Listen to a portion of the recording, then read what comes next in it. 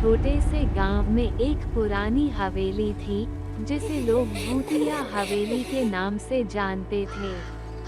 कहा जाता था कि इस हवेली में एक परिवार रहता था, लेकिन एक रात अचानक पूरे परिवार का रहस्यमय तरीके से निधन हो गया। इसके बाद से हवेली में अजीबोगरीब घटनाएं होने लगी। रात के समय हवेली से डरावनी आवाजें सुनाई देती थी और कुछ लोगों का कहना था कि उन्होंने वहां सफेद कपड़े पहने किसी महिला की परछाई देखी है। गांव के लोग इस हवेली से दूर रहने लगे और उसे छोड़ दिया।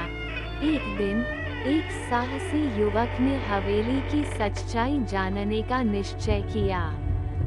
वह रात के समय अकेले ही हवेली में चला गया।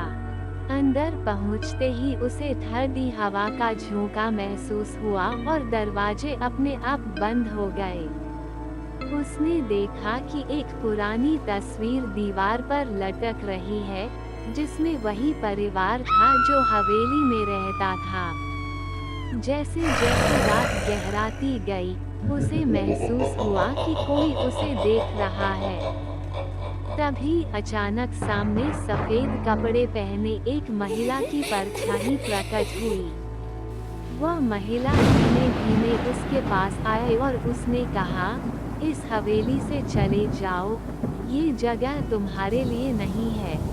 युवक ने डर के बावजूद हिम्मत नहीं हारी और उसने महिला से पूछा, तुम कौन हो और इस हवेली में क्या हुआ था? महिला ने कहा कि वो उसी परिवार की सदस्य थी और उसके साथ यहाँ बहुत बड़ा अन्याय हुआ था। उसने युवक को सारी कहानी सुनाई और कहा कि उनकी आत्माएं तब तक शांत नहीं होंगी जब तक उन्हें न्याय नहीं मिलता। युवक ने गांव लौटकर सबको ये बात बताई और पुलिस को भी खबर दी।